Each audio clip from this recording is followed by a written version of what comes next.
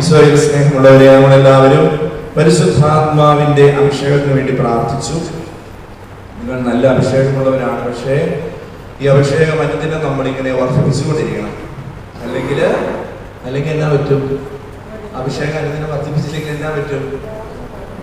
അത് കെട്ടുപോകും.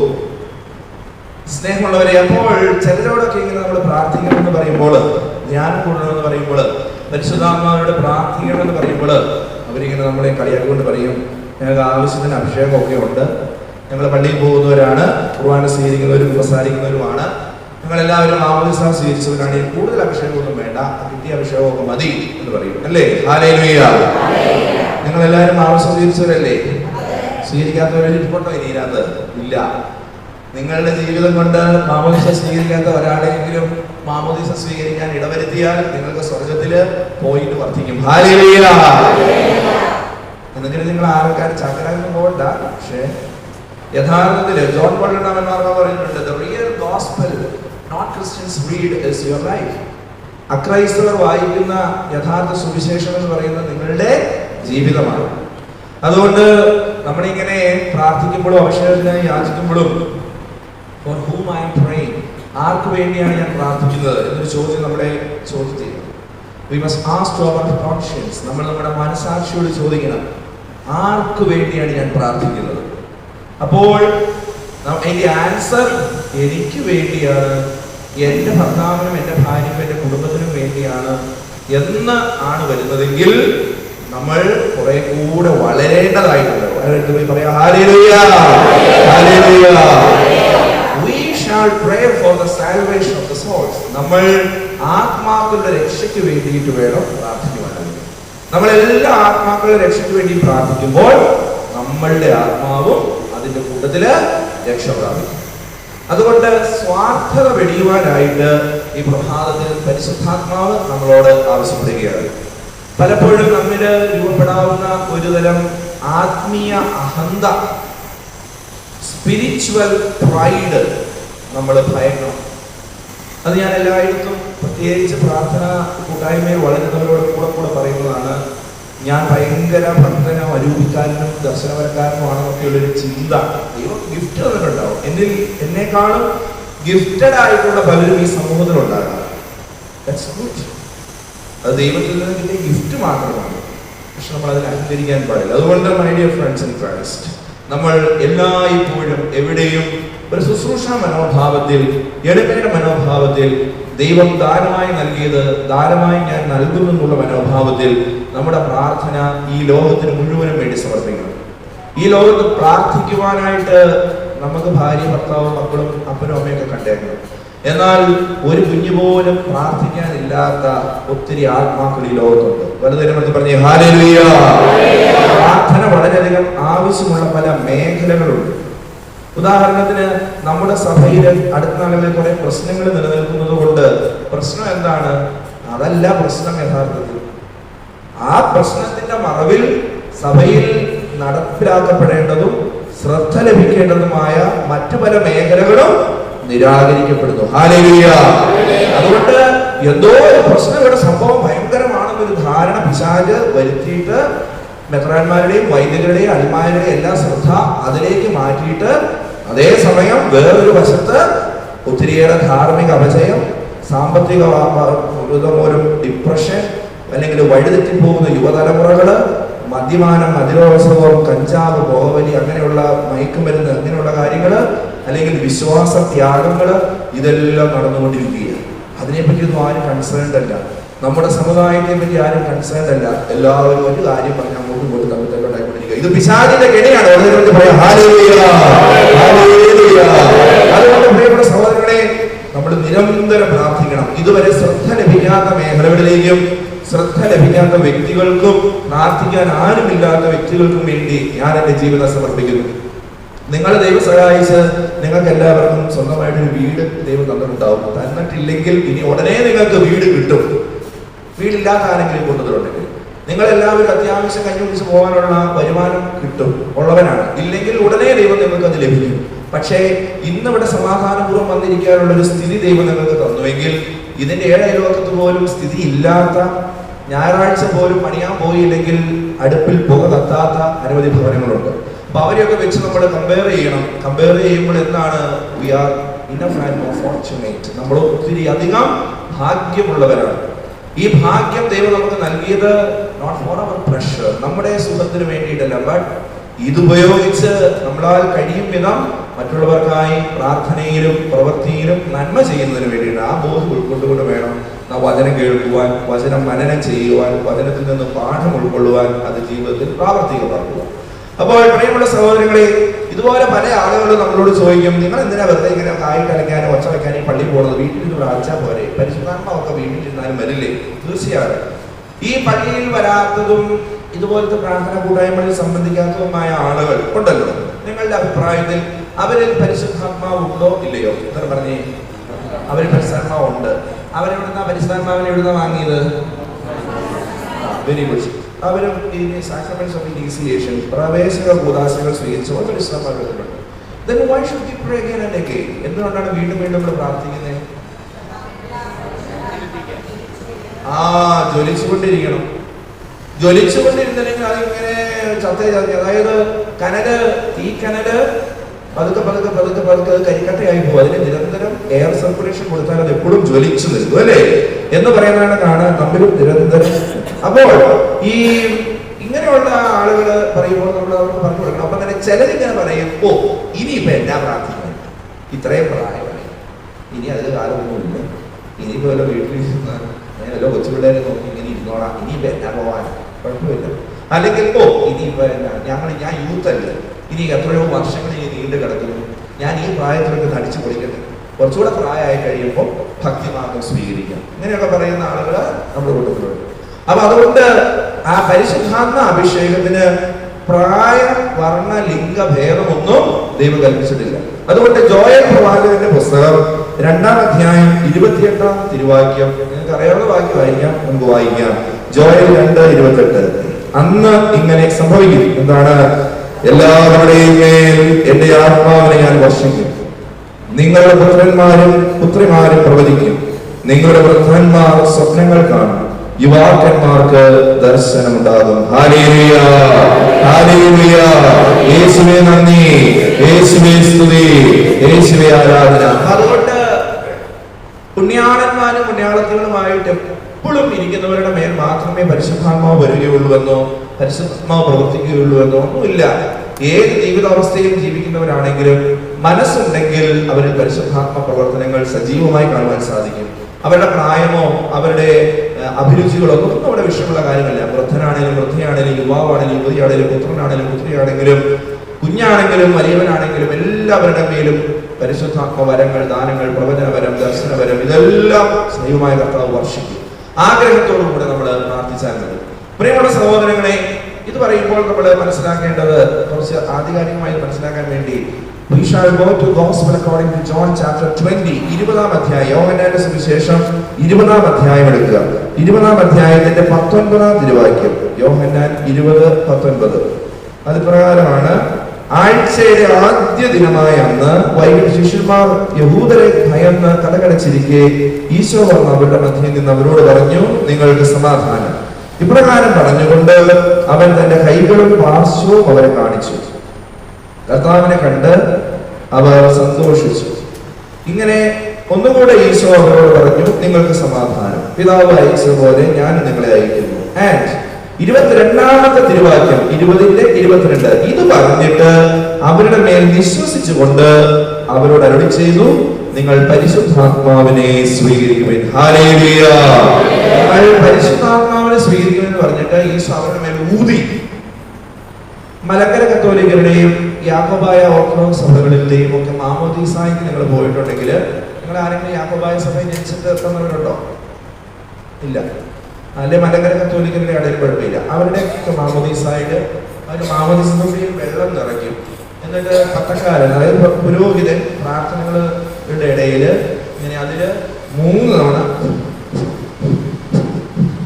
കുരിശാകൃതിയില് ഊതും. അത് ഊതുന്നത് എന്തിനെ സൂചിപ്പിക്കാനാണ്? ഈശോ ശിഷ്യന്മാരുടെ മേല് വിശ്വസിച്ചു ഊതി. എന്തിനാണ് ഈശോ ഊതിയത്? പരിശുദ്ധാത്മാവിനെ കൊടുക്കാൻ. ആ ഒരു അനുസ്മരണത്തിനാണ് മാമോദീസ ജലത്തില് ഈ സഭകളില് പുരോഹിതൻ, ഈശോയുടെ സ്ഥാനത്ത് വരുന്ന പുരോഹിതൻ ഊതുന്നത്. അപ്പൊ ഞാനിത് പറഞ്ഞതെന്ന് ചോദിച്ചാൽ, നമ്മളോട് പലരും പറയും we received baptism and we got the Holy Spirit. Yes, നിങ്ങൾക്ക് പരിശുദ്ധാത്മാവിനെ ലഭിച്ചു. വചനാധിഷ്ഠിതമായി നമ്മൾ പറയുമ്പോൾ ഇവിടെ ഈ സുവിശേഷകന്മാര് അല്ലെങ്കിൽ ഈ ശിഷ്യന്മാര്, ശ്ലീഹന്മാര് ഈശോ ഉയർത്തെഴുന്നേറ്റ ആദ്യ ദിനത്തിൽ തന്നെ, ഈസ്റ്റർ സൺഡേയുടെ അന്ന് തന്നെ ഈശോയെ കാണുകയും ഈശോ അവർക്ക് പ്രത്യക്ഷപ്പെടുകയും ഈശോ അവരോട് വർത്താനം പറയുകയും അവരോട് സംസാരിക്കുകയും സമാധാനം കൊടുക്കുകയും ഒക്കെ ചെയ്തിട്ടും ഈശോ അവരുടെ മേല് പരിശുദ്ധാത്മാവിനെ സ്വീകരിക്കണമെന്ന് പറഞ്ഞ് ഊതുകയും ഒക്കെ ചെയ്തിട്ടും പരിശുദ്ധാത്മാവിനെ അവർ സ്വീകരിച്ചതിന് ശേഷവും അവരിൽ എന്ത് മാറ്റം ഉണ്ടായില്ല. They were afraid to face the people. അവർ ജനങ്ങളെ അഭിമുഖീകരിക്കുവാൻ പേടിച്ചിരുന്നു. അവർ സുവിശേഷം പ്രഘോഷിക്കുവാൻ പേടിച്ചിരുന്നു. They remained in the room. They closed their doors and windows. എല്ലാ ജനലകളും കഥകളും അടച്ചവര് കാത്തിരിക്കുകയായിരുന്നു. Except one. ആരാണ് ആ വ്യക്തി? പുറത്തേറിയുന്നത് സെന്റ് തോമസ്. അപ്പൊ അതുകൊണ്ട് തോമസ് ലീഹായിൽ ഉണ്ടായിരുന്ന പോലെ നിർഭയത്വം, വിശ്വാസത്തെ പ്രതി എന്തും നേരിടുവാനുള്ള നിർഭയത്വം നമുക്ക് ഉണ്ടാകണം. നമ്മൾ ആരെയും പേടിക്കേണ്ട കാര്യമില്ല. സോ മൈ ഡിയർ ഫ്രണ്ട്സ്, ഇതിന് ശേഷം ഈശോ പറയുന്നുണ്ട്, ഈശോ പറയുന്നുണ്ടെന്ന് പറയുമ്പോൾ അത് നമ്മൾ കാണുന്നത് അപ്പസ്തോല പ്രവർത്തികളിലാണ്. അപ്പസ്തോല പ്രവർത്തികളിലാണ് അത് മെൻഷൻ ചെയ്തിരിക്കുന്നത്. 1-ാം അധ്യായത്തിന്റെ 8-ാം തിരുവാക്യം, അപ്പസ്തോല പ്രവർത്തികൾ 1:8. അവിടെ നാം കാണുന്നു, പരിശുദ്ധാത്മാവ് നിങ്ങളുടെ മേൽ വന്നു കഴിയുമ്പോൾ നിങ്ങൾ ശക്തി പ്രാപിക്കും. അപ്പോൾ ഇത് ആരായി പറയണ? ഈശോ. ഈ പറയണ ഈശോ ഓൾറെഡി അവരുടെ മേൽ പരിശുദ്ധാത്മാവിനെ ഊതി കൊടുത്തതാണ്. എന്നിട്ട് ഈശോ പറയുകയാണ്, നോ നോ നോ, ഇപ്പൊ നിങ്ങൾ പരിശുദ്ധാത്മാവിനെ സ്വീകരിച്ചു, എന്നാൽ I tell you once again this Holy Spirit will come and anoint you. ഒരിക്കൽ കൂടി പരിശുദ്ധാത്മാവ് നിങ്ങളുടെ മേൽ വരും, നിങ്ങളെ അഭിഷേകം ചെയ്യും, അപ്പോൾ നിങ്ങൾ ശക്തി പ്രാപിക്കും. അല്ലേ?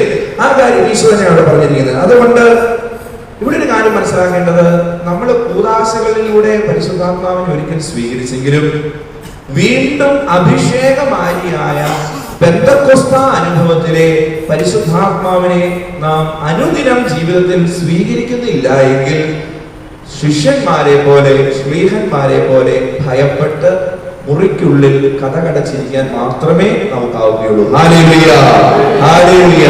ഞാൻ പറഞ്ഞത് പിടികിട്ടിയോന്ന് എനിക്ക് അറിയൂടായോ? നിങ്ങൾ പരിശുദ്ധാത്മാവിനെ മാമോദീസായിലൂടെയും സേവനത്തിലൂടെയും സ്വീകരിച്ചു. പക്ഷേ ആ സ്വീകരണം എന്ന് പറയുന്നത് ഈശോ ശിഷ്യന്മാരുടെ മുഖത്ത് നിശ്വസിച്ചുകൊണ്ട് പരിശുദ്ധാത്മാവിനെ നൽകിയതുപോലെ, ഈശോ അങ്ങനെ അവർക്ക് പരിശുദ്ധാത്മാവിനെ കൊടുത്തിരുന്നെങ്കിലും അവർ ശക്തിയുക്തം ഈശോയ്ക്ക് വേണ്ടി നിലനിൽക്കുകയോ ഈശോയുടെ വചനം പ്രഘോഷിക്കുകയോ ചെയ്യുവാൻ ഭയപ്പെട്ടിരുന്നു. എന്ന് പറയുന്നത് കണക്ക് നമ്മൾ ഈ കൂദാശകളിലൂടെ പരിശുദ്ധാത്മാവിനെ സ്വീകരിച്ചു എന്ന് പറഞ്ഞാലും നമ്മളിൽ ആ ആത്മാവ് സജീവമായി പ്രവർത്തിക്കണമെന്നില്ല. അതിനെ നമ്മൾ ഒരു പക്ഷേ അനുദിനം പ്രചോദിപ്പിക്കുന്നില്ലെങ്കിൽ, അനുദിനം പ്രാർത്ഥിക്കുന്നില്ലെങ്കിൽ, അനുദിനം വചനം വായിക്കുന്നില്ലെങ്കിൽ, അനുദിനം നന്മ പ്രവൃത്തികൾ ചെയ്യുന്നില്ലെങ്കിൽ, ഞങ്ങൾ പണ്ട് സ്വീകരിച്ചതാണ് എന്ന് പറഞ്ഞ് നിസ്സംഗതയോടുകൂടി ഇരുന്നാൽ ആ ശിഷ്യന്മാരെ പോലെ അടച്ചിട്ട മുറികളിൽ ഇരിക്കുന്ന അനുഭവമായിരിക്കും നമുക്ക് ഉണ്ടാവുക. അതുകൊണ്ടാണ് ഈശോ പറഞ്ഞത്, പെന്തക്കോസ്ത തിരുനാളിൽ തീനാവുകളുടെ രൂപത്തിൽ പരിശുദ്ധാത്മാവ് ഒരിക്കൽ കൂടെ നിങ്ങളുടെ അടുത്തേക്ക് വരും, അപ്പോൾ നിങ്ങൾ ശക്തി പ്രാപിക്കും. ഈശോ പറഞ്ഞ പെന്തക്കോസ്ത ദിനത്തിലെ ആ പരിശുദ്ധാത്മ അഭിഷേകം ഇന്ന് നമുക്ക് ലഭിക്കുന്നത് എങ്ങനെയാണ്? കൂട്ടായ്മ പ്രാർത്ഥനകളിലൂടെ, സ്തുതികളിലൂടെ, സ്തോത്രങ്ങളിലൂടെ, ചാരിറ്റി, നന്മ പ്രവൃത്തികളിലൂടെ. അങ്ങനെ അനുദിനം നമ്മൾ എങ്ങനെ ഈ ആത്മാഭിഷേകത്തിന് വേണ്ടി ഒരു എക്സ്ട്രാ എഫേർട്ട്, ഒരു അധിക വ്യായം എടുക്കുന്നുവോ ആ മേഖലകളിലൂടെയാണ് ഇന്ന് പെന്തക്കോസ്ത അനുഭവം നമുക്ക് എല്ലാവർക്കും അനുഭവിക്കുവാനായിട്ട് സാധിക്കും. മനസ്സിലായോ? മനസ്സിലായില്ലേ? ഇനിയും വെരി ഗുഡ്. ഇത് മനസ്സിലായ ഒരു കാര്യം ഹല്ലേലൂയ പറഞ്ഞേ. ഹല്ലേലൂയ, യേശുവേ നന്ദി, യേശുവേ സ്തുതി. അപ്പൊ ഈ പരിശുദ്ധാത്മാവ് പെന്തക്കോസ്ത അനുഭവത്തിൽ വന്നു കഴിഞ്ഞാൽ ആക്ട്സ് 1:8 തന്നെ പറയുന്നുണ്ട്, നിങ്ങൾ ജെറൂസലേമിലും യൂദയ മുഴുവനിലും സമരിയായാലും ഭൂമിയുടെ അതിർത്തികൾ വരെയും എന്റെ സാക്ഷികളായി. നമ്മൾ ഒരിക്കലും പേടിക്കുകയും എന്തിനേയും ഭയപ്പെടുകയും, എന്ത് ദുരിതം വന്നാലും, എന്ത് വാള് വന്നാലും, എന്ത് രോഗം വന്നാലും, എന്ത് തകർച്ച വന്നാലും, എന്ത് ഒറ്റപ്പെടൽ വന്നാലും, ആര് നമ്മെ മൈൻഡ് ചെയ്യുന്നില്ലെങ്കിലും, നമ്മൾ ചെയ്യാത്ത കുറ്റത്തിന് നമ്മൾ വഴികേണ്ടി വന്നാലും, no no no no, I don't care. കാരണം എന്നെ നയിക്കുന്നത് പരിശുദ്ധാത്മാവാണ്. എന്റെ ലക്ഷ്യം എന്ന് പറയുന്നത് സ്വർഗമാണ്. ഹല്ലേലൂയ. സ്വർഗത്തിൽ പോകാൻ താല്പര്യം കൈകൊണ്ടിരിക്കേ. ഞാനത് എല്ലായിടത്തും ചോദിക്കും. Thank you. എല്ലാവരും സ്വർഗത്തിൽ പോകാൻ വേണ്ടി പ്രാർത്ഥിക്കണം, അല്ലെങ്കിൽ നമ്മുടെ ആത്മാക്കൾ പെട്ടെന്ന് നശിച്ചു.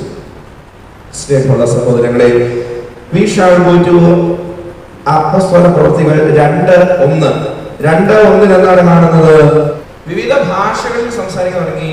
ഭാഷ വരെ, അതായത് രണ്ട് തരത്തിലുണ്ട്. അതായത് ഞാൻ ഇങ്ങനെ സംസാരിച്ചുകൊണ്ടിരിക്കുമ്പോൾ ആദ്യം ഞാൻ ഇങ്ങനെ മലയാളം പറഞ്ഞ് ഇങ്ങനെ സ്തുതിച്ചുകൊണ്ടിരിക്കുമ്പോൾ ഇടയ്ക്ക് ഹിന്ദി കയറി വരും, പിന്നെ പെട്ടെന്ന് ഇറ്റാലിയൻ വരും, പിന്നെ ജർമ്മൻ വരും, പിന്നെ ഡച്ച് വരും, പിന്നെ അറബിക് വരും, പിന്നെ അറമായിക് വരും.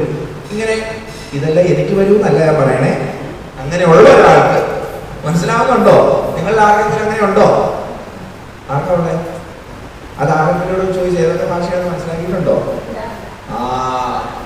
പക്ഷെ നമ്മൾ ഒരു ക്രൗഡിൽ നിന്നാണ്, ഒരു ഇന്റർനാഷണൽ ക്രൗഡിൽ നിന്നാണ് നമ്മൾ സ്തുതിക്കുന്നതെങ്കിൽ അവിടെ പല രാജ്യക്കാരുണ്ടെങ്കിൽ നമ്മൾ സ്തുതിക്കുന്നത് എന്താണെന്ന് അവർക്ക് അവരവരുടെ പോർഷൻസ് വരുമ്പോൾ മനസ്സിലാവും. ഹല്ലേലൂയ.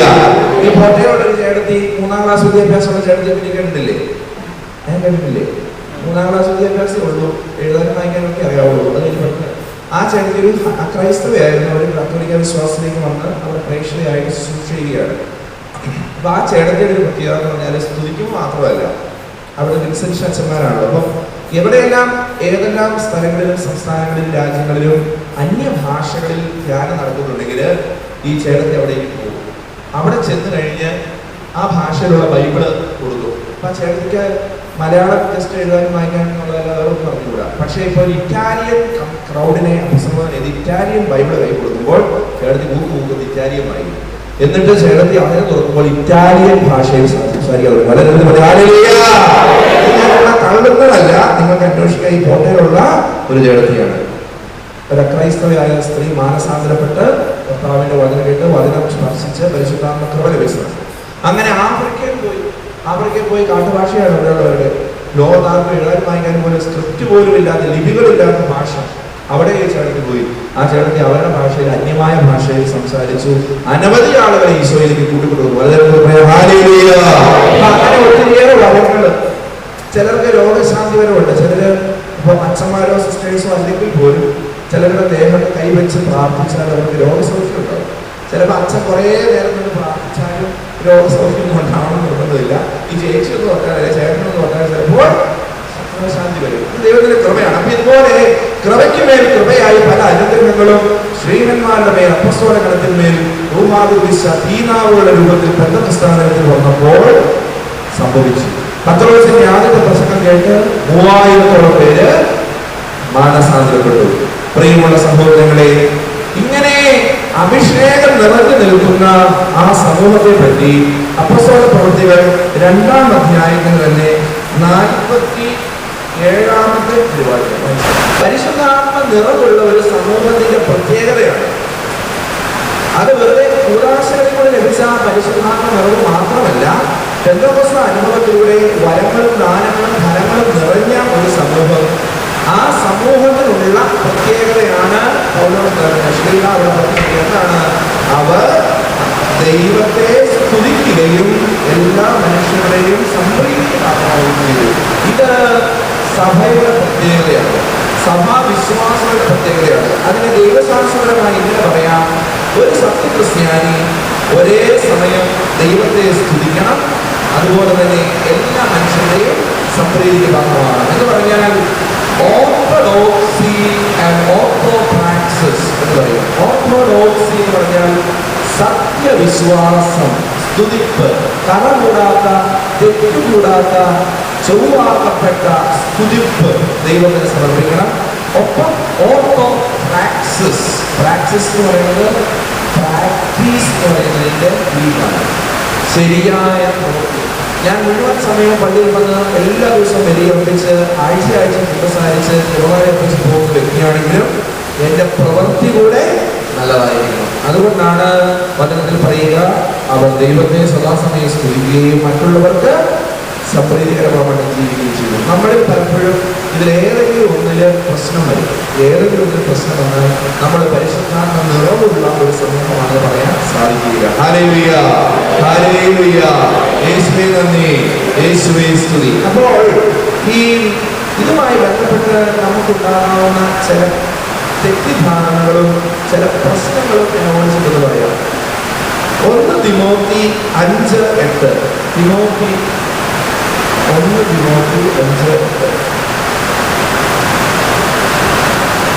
ഒരുവൻ തന്റെ സ്വന്തക്കാരുടെ, പ്രത്യേകിച്ച് തന്റെ കുടുംബത്തിന്റെ ആവശ്യങ്ങൾ നിറവേറ്റുന്നില്ലെങ്കിൽ അവൻ വിശ്വാസം ത്യജിച്ചവരും അവിശ്വാസിയേക്കാൾ ഹീനനുമാണ്. എന്ന് പറഞ്ഞാൽ എന്താണ്?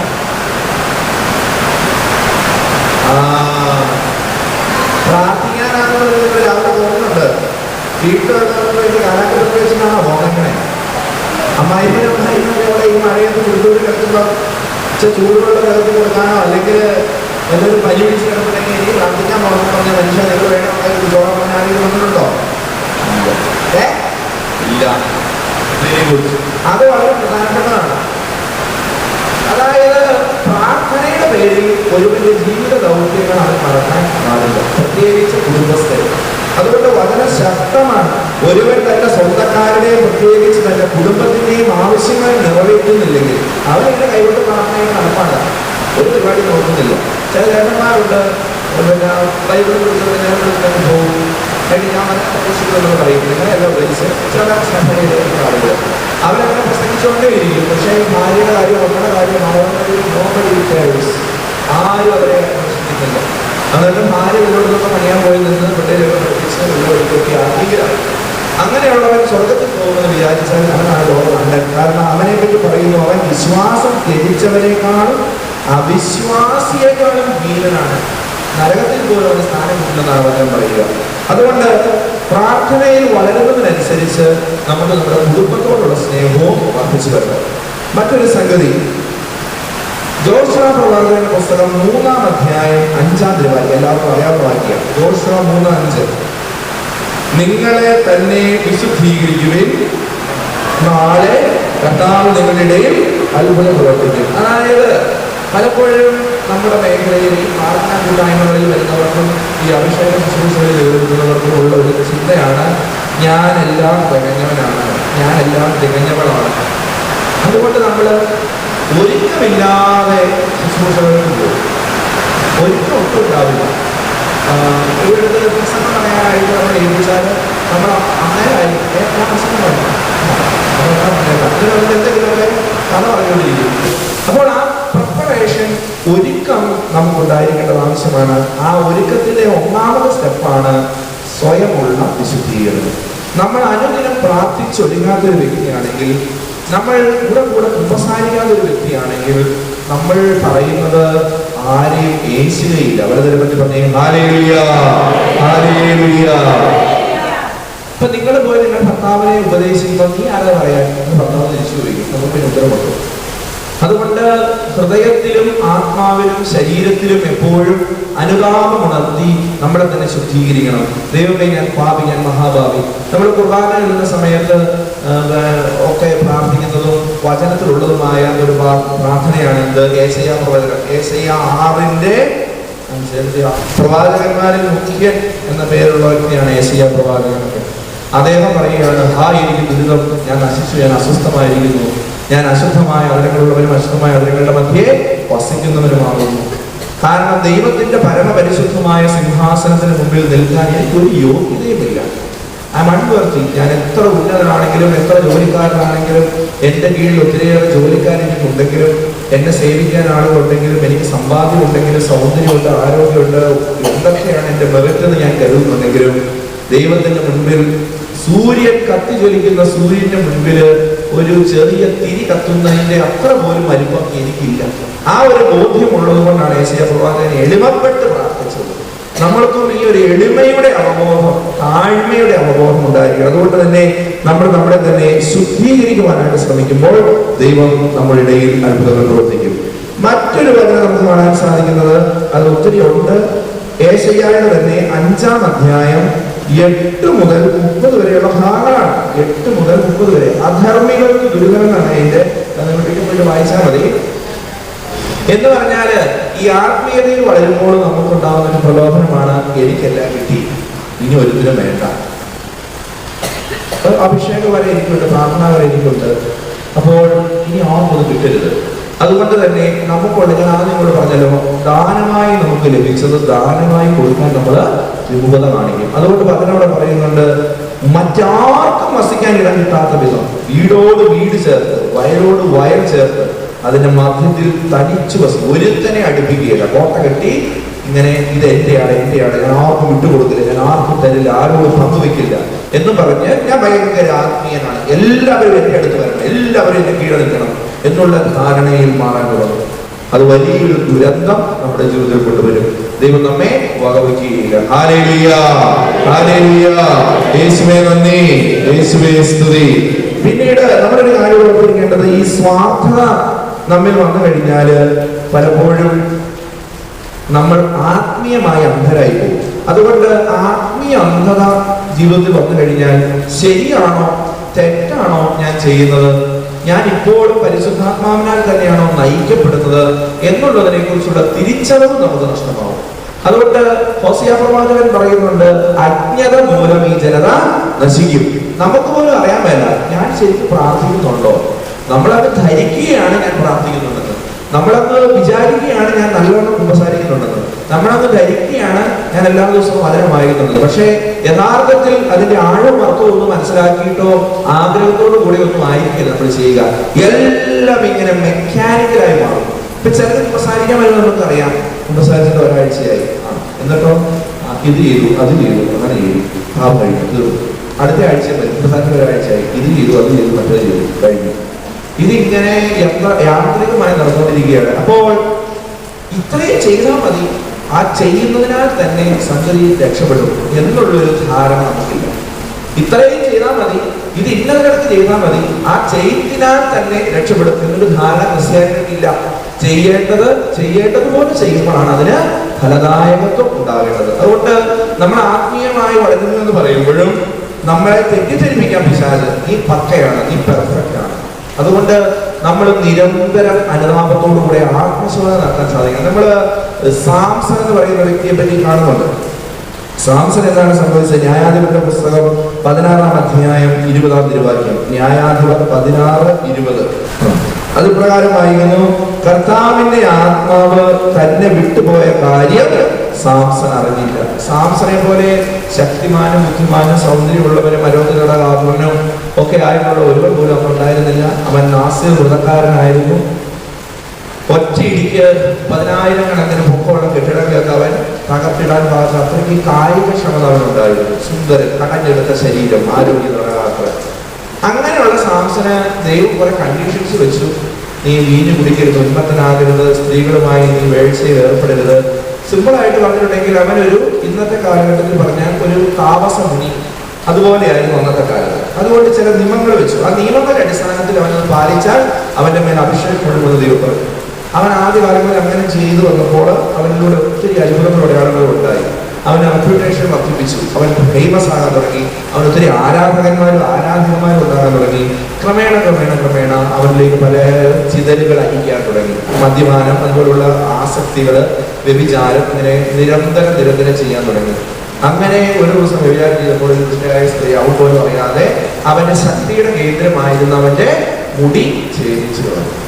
അതോടുകൂടെ അവന്റെ ശക്തി പോയി. പക്ഷെ ഈ പൊട്ടൻ കണ്ണാടി ഓർക്കുന്നില്ലെന്നാണ് ഉള്ളത്. കണ്ണാടി നോക്കിയാൽ ഇപ്പോഴും അറിയാം, അന്നത്തെ കാലത്ത് കണ്ണാടി ഇല്ലെന്ന് അറിഞ്ഞുകൂടാ. അത് മുറിച്ച് കളഞ്ഞൊന്നും ഇദ്ദേഹം അറിയില്ല. ആ പഴയ ആ ഒരു ഇതില് ആളപ്പ ശരിയാക്കാണെന്ന് പറഞ്ഞുകൊണ്ട് നിന്നു. പക്ഷെ ആള് തകർന്നടിഞ്ഞു പോയി. അതുകൊണ്ടാണ് വചനം പറയുന്നത്, ന്യായാധിപന്മാർ 16:20, കർത്താവിന്റെ ആത്മാവ് തന്നെ വിട്ടുപോയ കാര്യം സാംസൺ അറിഞ്ഞില്ല. ഈ വിവരം ദാവീദ് രാജാവിനെ അറിയാവുന്നതുകൊണ്ടാണ് 51-ാം സങ്കീർത്തനത്തിൽ ദാവീദ് രാജാവ് വിലപിക്കുന്നു, കർത്താവേ നിന്റെ പരിശുദ്ധാത്മാവിനെ എന്നിൽ നിന്ന് എടുത്തു കളയരുതേ. ഹല്ലേലൂയ. അപ്പോൾ ഇന്ന് നമ്മുടെ സഭയിൽ പുരോഹിതരിൽ നിന്ന് ചിലരിൽ നിന്നും പരിശുദ്ധാത്മാവ് ഇറങ്ങിപ്പോയി, സന്യസ്തരിൽ ചിലരിൽ നിന്ന് പരിശുദ്ധാത്മാവ് ഇറങ്ങിപ്പോയി, അൽമായ ചിലരിൽ നിന്ന് പരിശുദ്ധാത്മാവ് ഇറങ്ങിപ്പോയി. പക്ഷെ അവരറിയുന്നില്ല. അതുകൊണ്ട് നിരന്തരം നമ്മൾ അവർക്ക് വേണ്ടി പ്രാർത്ഥിക്കണം. മാനസാന്തരം ഉണ്ടാകാൻ, തിരിച്ചറിവുണ്ടാകാൻ ഒക്കെ വേണ്ടി നമ്മൾ പ്രാർത്ഥിക്കണം. സന്ദർഭവശാൽ പറഞ്ഞത് മാത്രം. പ്രിയമുള്ള സഹോദരി സഹോദരന്മാരെ, തുടർന്ന് നമുക്ക് കാണാൻ സാധിക്കും 1 രാജാക്കന്മാർ 16-ാം അധ്യായം 29 മുതൽ. 1 രാജാക്കന്മാർ, രാജാക്കന്മാരുടെ 1-ാം പുസ്തകം 16-ാം അധ്യായം 29 മുതൽ. എന്താ വായിച്ച് മനസ്സിലാക്കിയത്? അതായത് ഈ ഇസ്രായേലിനെ ഭരിച്ച യൂദാ രാജാവായിരുന്ന ആസായുടെ 38-ാം ഭരണവർഷം ഒമ്രിയുടെ മകൻ ആഹാബ് അതായത് ദൈവം തിരഞ്ഞെടുത്ത ഒരു ജനതയെ കാലാകാലങ്ങളിൽ നയിക്കാൻ വേണ്ടിയും ഓരോ രാജാക്കന്മാരും തിരഞ്ഞെടുക്കുമായിരുന്നു. അങ്ങനെ തിരഞ്ഞെടുക്കപ്പെട്ട ഒരു രാജാവാണ് ആഹാബ്. പക്ഷേ ഈ ദൈവത്താൽ തിരഞ്ഞെടുക്കപ്പെട്ടവനാണ് താനെന്നുള്ള ബോധം നഷ്ടപ്പെട്ട് അവൻ എന്ത് ചെയ്തു? അവന്റെ മുൻഗാമികളെക്കാളും പാപത്തിൽ അവൻ ഒഴുകി. ഞാൻ രാജാവല്ലേ, ആരെന്നെ ചോദ്യം ചെയ്യാനുള്ളത്, ഞാൻ എനിക്ക് ഇഷ്ടമുള്ളത് ചെയ്യും എന്നുള്ള മട്ടിൽ അവൻ സത്യദൈവമായ യഹോവയ്ക്ക് നൽകേണ്ടതായ സ്തുതി, പുകഴ്ചയും ആരാധനയും മഹത്വവും കൃതജ്ഞതയും സമർപ്പിക്കാതെ അവൻ ഇഷ്ടമുള്ള പോലെ ജീവിച്ചു. അതിന്റെ ഫലമായി അവൻ എന്ത് ചെയ്തു? അവനൊരു അന്യമത വിശ്വാസിയെ വിവാഹം കഴിച്ചു. അതാണ് അവിടെ പറഞ്ഞിരിക്കുന്നത്. ഒരു വിജാതീയ സ്ത്രീ, അവരുടെ പേരാണ് ജസബൽ. ഈ ഞാൻ പറഞ്ഞ ഒരു അക്രൈസ്തവ വ്യക്തിയെ, ക്രിസ്ത്യാനികൾ ഒരു അക്രൈസ്തവ വ്യക്തിയെ വിവാഹം കഴിക്കരുതെന്ന് പൊതുവെ സഭ പറയാറുണ്ട്. പക്ഷേ ചില സന്ദർഭങ്ങളിൽ നമ്മൾ വിവാഹം കഴിക്കാറുണ്ട്. വിവാഹം കഴിച്ച് വേണ്ടി നമ്മൾ അവരെ ശ്രമിക്കുകയോ അവരെ സമയം മാറ്റി നിർത്തുകയോ എന്ത് ചെയ്യില്ല, നമ്മുടെ ഭരണാപൂർവ്വം അവരെ സ്വീകരിക്കും. എന്നാൽ അതേസമയം മറ്റു മതസ്ഥരെ ഇങ്ങോട്ടേക്ക് ചേർക്കാൻ വേണ്ടിയിട്ട് നമ്മൾ ആരും പുറകിൽ ജിഹാദ് പരിപാടികളായിട്ടൊന്നും പോകാറുണ്ടോ? നമുക്ക് അതിൻ്റെ ആവശ്യമില്ല. സ്വമനസ്സാൽ ക്രൈസ്തവ വിശ്വാസം സ്വീകരിച്ച് വരുന്ന ഏതൊരു വ്യക്തിയെയും നമ്മൾ സ്വീകരിക്കും. അത് ഈശോയുടെ കൽപ്പനയാണ്. അതിനുവേണ്ടിയാണ് സഭ സ്ഥാപിക്കപ്പെട്ടിരിക്കുന്നത്. ഹല്ലേലൂയ. സുവിശേഷം പ്രഘോഷിക്കുവാനും ആത്മാക്കൾ നേടാനും വേണ്ടിയിട്ടാണ് സഭ സ്ഥാപിക്കപ്പെട്ടിരിക്കുന്നത്. പക്ഷേ സൂത്രപ്പണികളിലൂടെ നമ്മൾ വിശ്വാസികളെ കൂട്ടാനായിട്ട് യാതൊരു പരിപാടി നടത്തുന്നില്ല. ഇനി ഈ മറ്റൊരു വ്യക്തിയെ, മറ്റൊരു മതസ്ഥനായ വ്യക്തിയെ നമ്മൾ സ്വീകരിക്കേണ്ട ഒരു ഗതികേട് വന്നാൽ എന്തായിരിക്കും അതിനൊരു പ്രശ്നം വരാൻ പോവുക എന്ന് ചോദിച്ചാൽ, ആ അക്രൈസ്തവ വ്യക്തി തികഞ്ഞ ബോധ്യത്തോടും തികഞ്ഞ വിശ്വാസത്തോടും സ്നേഹത്തോടും കൂടെ അല്ല ഈശോയുടെ മാർഗം സ്വീകരിച്ചിരിക്കുന്നത് എങ്കിൽ, ഭർത്താവിനെ അഥവാ ഭാര്യയെ വിവാഹം കഴിക്കണമെന്നുള്ള ഒറ്റ ഉദ്ദേശം കൊണ്ട് മാത്രമാണ് മാമോദീസ മുങ്ങിയിരിക്കുന്നതെങ്കിൽ ഇവരുടെ ജീവിതത്തിൽ സംഭവിച്ച പോലെ സംഭവിക്കും. എന്താണ്? ഈ ആഹാബ് രാജാവ് ഭരണമൊക്കെ ആയിട്ട് മുമ്പോട്ട് പോയി കഴിയുമ്പോൾ കാര്യങ്ങളൊന്നും വേണ്ട വിധമൊന്നും നടക്കാതെ വരുന്നു. നടക്കാതെ വന്നു കഴിയുമ്പോൾ ഭാര്യ ഇങ്ങനെ ചോദിക്കും, അതേ ചേട്ടാ, ഇത്രയും നമ്മൾ ആ പള്ളിയിൽ പോയില്ലേ, ഇനിയിപ്പോൾ ഇടയ്ക്ക് നമുക്ക് അവിടെ നിന്ന് പോവാം, ആ ക്ഷേത്രത്തിൽ അവിടെ അതുണ്ട്, ഇതുണ്ട്, അവിടെ പൂജയുണ്ട്, അവിടെ ഒന്ന് ചുറ്റുമ്പോൾ ആരും അറിയില്ല, ദൂരെയല്ലേ, ഇത് പോയി നോക്ക്, ആ ഭാഗത്ത് നിന്നാൽ മതി, ഞാൻ പ്രാർത്ഥിച്ചോളാം, ചേട്ടൻ നിങ്ങൾ കൂടെ വാ എന്ന് ഞാൻ പറയാൻ തുടങ്ങി. ഇതാണ് അതിൻ്റെ ആ ഒരു കൊണോട്ടേഷൻ കൂടി മനസ്സിലാവും. ഇത് തന്നെ ആഹാബിന്റെ ജീവിതത്തിൽ സംഭവിച്ചു. ആഹാബ് തന്റെ ഭാര്യയായ ഈ ജസബലിന്റെ നിർബന്ധം മൂലം അതുവരെ അവൻ അന്യനായിരുന്ന, അതുവരെ അവൻ വിലക്കപ്പെട്ടിരുന്ന ബാലദേവന് വേണ്ടി ക്ഷേത്രം പണിത് ആരാധിക്കുന്നത്. അന്യ ദൈവ ആരാധന ദൈവം വെറുക്കുന്നു. അത് നിങ്ങൾക്ക് ഉൾക്കൊള്ളാൻ സാധിക്കുന്നില്ല. നമ്മളൊരു മൾട്ടി പ്ലൂറലിസ്റ്റിക് കൾച്ചറിലാണ് താമസിക്കുന്നത്. നമ്മൾ മറ്റ് മതസ്ഥരുടെ ദൈവിക കാര്യങ്ങളെ നിന്ദിക്കാനോ ഇകഴ്ത്താനോ പോകണ്ട. പക്ഷേ ദൈവാരാധനയുടെ കാര്യം വരുമ്പോൾ നമ്മൾ വിശ്വാസത്തിൽ വെള്ളം ചേർക്കാൻ പാടില്ല. വളരെ പറ്റി പറഞ്ഞു ഹല്ലേലൂയ, ഹല്ലേലൂയ. ഇതൊക്കെ പ്രാർത്ഥന അനുഭവത്തിൽ വളരുന്ന നിങ്ങളോട് എന്തിനാ ഞാനിത് പറയണേന്ന് ചോദിച്ചാൽ മറ്റൊന്നുമല്ല. ചില പ്രാർത്ഥനക്കാര് ഈശോയുടെ അടുക്കൽ നിരന്തരം ജാഗരണം വരുന്നു, ആരാധന നടത്തി, കൊന്ത എല്ലി, എന്നിട്ടൊന്നും അവരെ പ്രാർത്ഥിക്കുന്ന കാര്യങ്ങളൊന്നും നടക്കുന്നില്ല. സ്വന്തം കാര്യങ്ങൾ നടന്നില്ലെങ്കിലും വേറൊരാൾ നമ്മളോട് പ്രാർത്ഥനാഭ്യർത്ഥന ചോദിച്ചു. അപ്പോ ഈ ചേച്ചിയോട് പറഞ്ഞ കാര്യം നടക്കുമെന്ന് വിചാരിച്ച് അവർ വന്നത്. ഞാൻ ഒരു കൊല്ലമായിട്ട് പ്രാർത്ഥനയൊന്നും നടക്കുന്നില്ല. അപ്പൊ നമുക്ക് നമ്മളുടെ വിശ്വാസത്തോടൊരു സ്വാഭാവികമായ അകൽച്ച തോന്നുന്നത്. ഞാൻ ഇത്രയും കഷ്ടപ്പെട്ടിട്ട് ഒരു സമയം എടുത്ത് ഉപയോഗിച്ച് പ്രാർത്ഥിച്ചിട്ട് ദൈവം നട്ടു തരുന്നില്ലല്ലോ, എന്നാൽ പിന്നെ ഇത് എങ്ങനെയാണ് പ്രാർത്ഥന? ഇനിയിപ്പോൾ അത് ദൈവത്തിന് വിട്ടുകൊടുക്കുന്നതിന് പകരം നമ്മളത് നമ്മുടെ ഈഗോയുടെ പ്രശ്നമാക്കി എടുക്കും, കോംപ്ലക്സ് ആയി മാറും. എന്താ ഞാൻ നട്ടോളം നോക്കട്ടെ. നിങ്ങൾക്കറിയാം, ഈ തൃശ്ശൂർ ഭാഗത്തുള്ള കുട്ടിച്ചാത്തൻ സേവാ കേന്ദ്രം ഇടപെടുന്നുണ്ട്. അവിടെ പോകുന്നു മുഴുവൻ ക്രിസ്ത്യാനികളാണ്. ഹല്ലേലൂയ.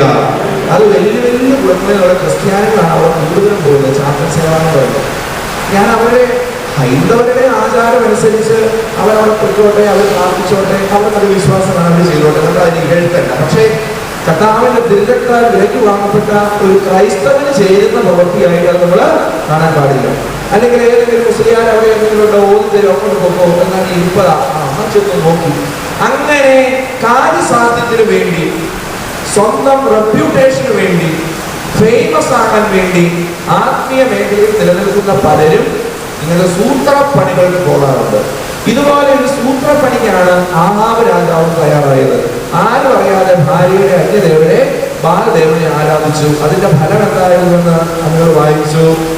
അതായത് അവന്റെ കാലത്ത് ബഥേലിലെ ജെറിക്കോ പണിച്ചു. നൂനിന്റെ മകൻ ജോഷുവ വഴി കർത്താവ് അരുളി ചെയ്തതുപോലെ നഗരത്തിൽ അടിസ്ഥാനമിട്ടപ്പോൾ അവന് മൂത്ത മകൻ അബിറാമും കവാടം നിർമ്മിച്ചപ്പോൾ ഇളയ മകൻ സെബൂബും നഷ്ടപ്പെട്ടു. മക്കളെ രണ്ടുപേരും മരിച്ചുപോയി. ഇതൊരു സൂചനയാണ്. അങ്ങനെ ചെയ്യുന്നവരുടെ വീട്ടിൽ മക്കൾ മരിക്കുന്നുള്ളതല്ല, ജീവിതത്തിൽ തിക്താനുഭവങ്ങൾ, ദുരന്തങ്ങൾ നമ്മളായിട്ട് വിളിച്ചു വരുത്തരുത്. കാരണം നിന്റെ ദൈവമായ കർത്താവ് ഞാനാവുന്നു, ഞാനല്ല മറ്റൊരു ദൈവം കിട്ടാറുണ്ട്. അത് അത്രമാത്രം പ്രധാനപ്പെട്ട കൽപ്പനയാണ്. അല്ലെങ്കിൽ സൗഹൃദത്തിന്റെ പേരിൽ, സഹവാസത്തിന്റെ പേരിൽ നമ്മൾ മായച്ചേർന്നത് വിശ്വാസ കാര്യങ്ങൾ. ഇത് ഞാൻ പറഞ്ഞത് നമ്മളുടെ വിശ്വാസ കാര്യങ്ങളോട്, അനുഷ്ഠാന കാര്യങ്ങളോട് നമ്മൾ എത്രത്തോളം പോസിറ്റീവായി താല്പര്യപൂർവ്വം സംബന്ധിക്കുന്നു, ഇടപെടുന്നുള്ളത് വളരെ പ്രധാനപ്പെട്ടതാണ്. നമ്മൾ കുഞ്ഞുനാൾ മുതലേ കുഞ്ഞുങ്ങൾക്ക് കൊടുക്കേണ്ട ഫോർമേഷനിൽ എത്രത്തോളം ആത്മീയ കാര്യങ്ങളിൽ നിഷ്ഠ പാലിക്കുവാനായിട്ട് നമ്മൾ താല്പര്യം എടുക്കാറുണ്ട്. അത് അങ്ങനെ ചെയ്താലും കുഴപ്പമില്ല, ഇങ്ങനെ ചെയ്താലും കുഴപ്പമില്ല, അത് വലിയാലും കുഴപ്പമില്ല, വലിയാലും കുഴപ്പമില്ല, അത് പോയാലും കുഴപ്പമില്ല, വന്നാലും കുഴപ്പമില്ല, എന്തെങ്കിലും കാണിച്ചാൽ മതി, ദൈവം രക്ഷപ്പെടുത്തിക്കൊള്ളും. കാരണം ദൈവം കരുണാമയനാണല്ലോ, ദൈവം എല്ലാവരും രക്ഷപ്പെടുത്തിക്കൊള്ളും, നീ എന്തായാലും കാണിച്ച് ജീവിച്ചാൽ മതി. ഇങ്ങനെയുള്ള ഒരുതരം നിസ്സംഗത മനോഭാവം, താല്പര്യക്കുറവ്, എങ്ങനെയും ആകാമെന്നുള്ള ചിന്ത, ഇതെല്ലാം നമ്മുടെ ആത്മീയ ജീവിതത്തിൽ വരച്ചിട്ടുണ്ട്. അതുകൊണ്ട് തന്നെ ഇപ്പൊ അന്യമതസ്ഥനായ സഹോദരങ്ങളുടെ ദേവാലയങ്ങൾ സന്ദർശിക്കുമ്പോൾ അവരുടെ പൂജകളിൽ പങ്കെടുക്കാൻ, അവർ കടന്നു കഴിക്കാൻ, അതൊന്നും നമുക്കൊരു മടിയില്ല. എന്നാൽ മറ്റു മതസ്ഥർ എങ്ങനെയല്ല. അതുകൊണ്ട് എന്റെ സ്നേഹമുള്ളവരെ, പ്രാർത്ഥനാ രീതിയിൽ നമ്മൾ വളരുമ്പോൾ എന്ത് പ്രതിസന്ധി വന്നാലും, എന്ത് വെല്ലുവിളി വന്നാലും, തകർച്ച വന്നാലും, കാലവിളംബം എടുത്താലും, താമസിച്ചാലും എന്റെ ദൈവമായ കർത്താവിനെയും അവന്റെ കൽപ്പനകളെയും വഞ്ചിച്ചുകൊണ്ട് മറ്റു സൂത്രപ്പണികൾക്ക് നാം പോകരുത്. പോയാൽ നമുക്ക് ആദുരിതം. ഈ വിശ്വാസ മേഖലയിൽ നമ്മളിങ്ങനെ വ്യാപരിക്കുമ്പോൾ ആളുകൾ നമ്മളോട് ചോദിക്കുന്ന ചോദ്യമാണ്, ഇപ്പൊ പരിശുദ്ധാത്മാവ് വേണം എന്ന് നിങ്ങൾ പറയുന്നുണ്ട്, ഇനി ഈ പരിശുദ്ധാത്മാവിനെ കിട്ടിയാലിപ്പോ എന്നാ മെച്ചം? ശക്തി പ്രാപിക്കാൻ ഇവിടെ കോൺമീറ്റർ കഴിച്ചാൽ പോലെ ശക്തി പ്രാപിക്കാൻ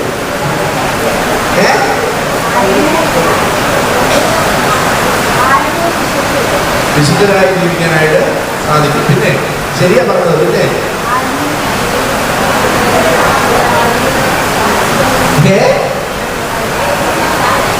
ഈശോയ്ക്ക് സാക്ഷിയാകാൻ സാധിക്കും. ഓക്കെ, അത് നല്ലവണ്ണം പ്രസംഗം പറയാൻ കഴിവുള്ള ഒരാൾ ഇങ്ങനെ സാക്ഷി പറഞ്ഞു നടക്കാം.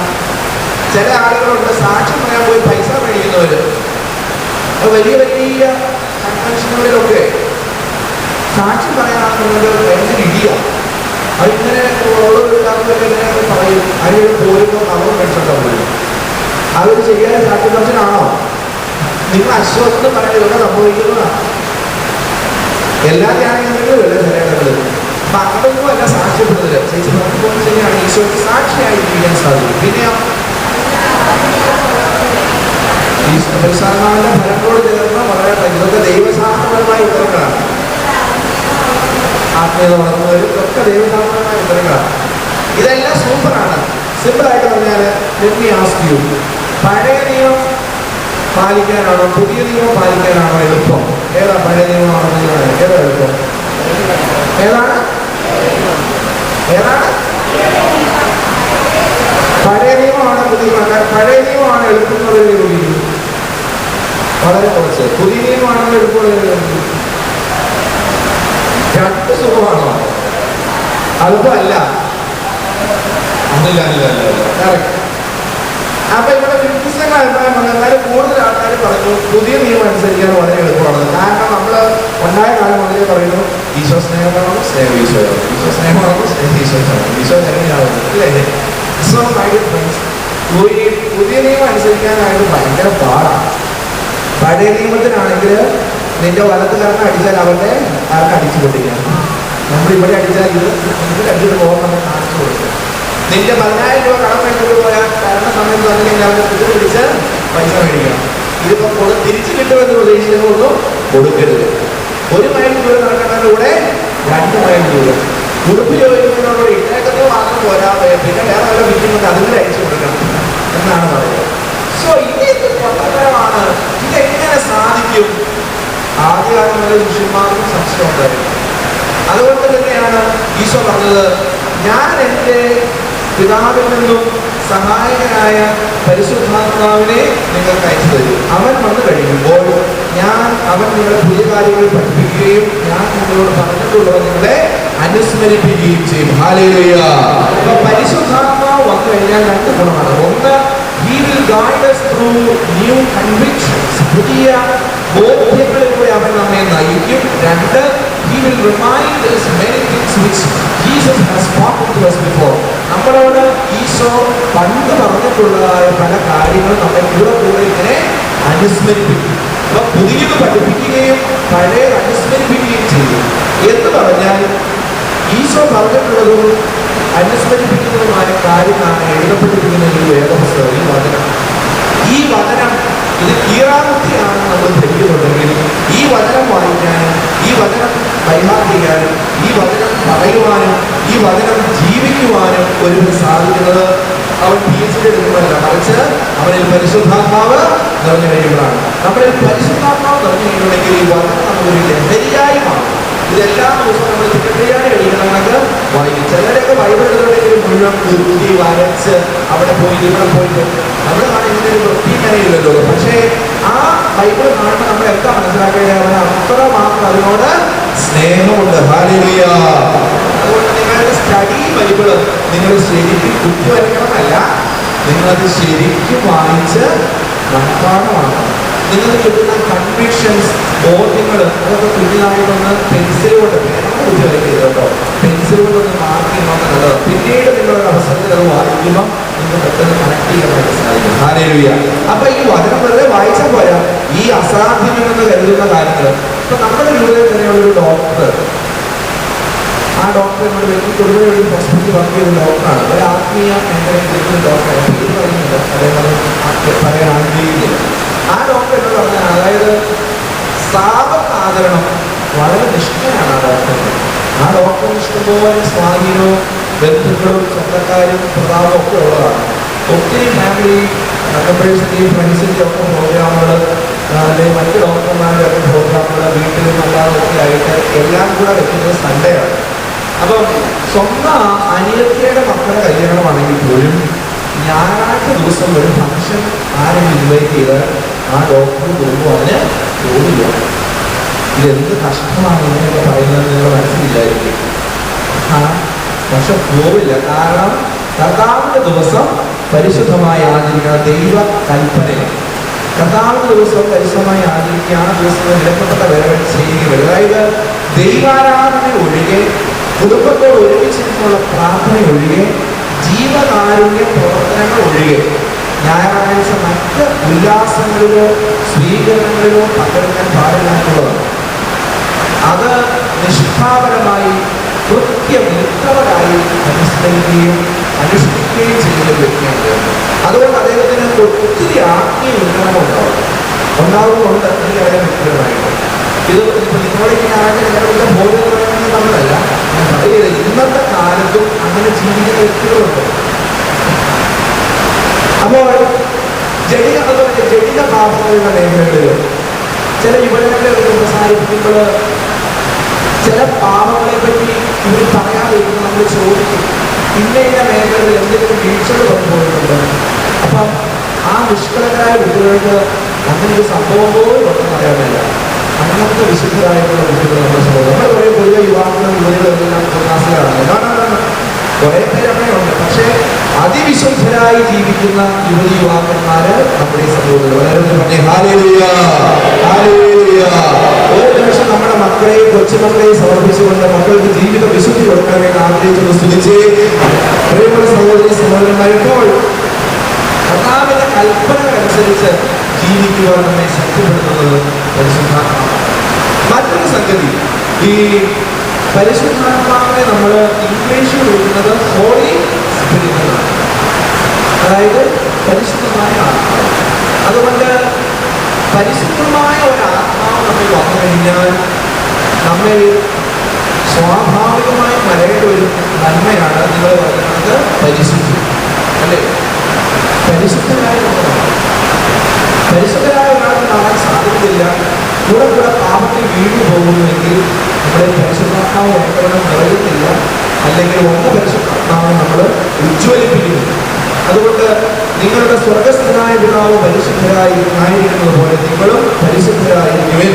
1 പത്രോസ് 1 15 Pentecostes. നിങ്ങളെ വിളിച്ചവൻ പരിശുദ്ധനായിരിക്കുന്നത് പോലെ എല്ലാ കാര്യങ്ങളിലും പരിശുദ്ധനായിരിക്കുവിൻ.